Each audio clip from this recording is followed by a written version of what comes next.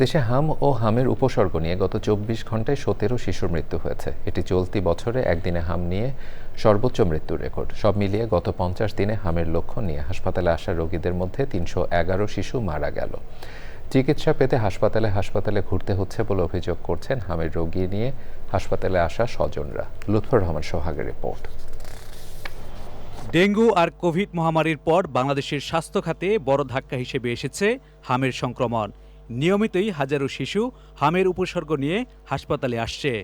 উদ্বেগ বাড়াচ্ছে হামে রেকর্ড শিশুর মৃত্যুর ঘটনা। হামে সবচেয়ে বেশি আক্রান্ত ও মৃত্যু হচ্ছে ঢাকা বিভাগে।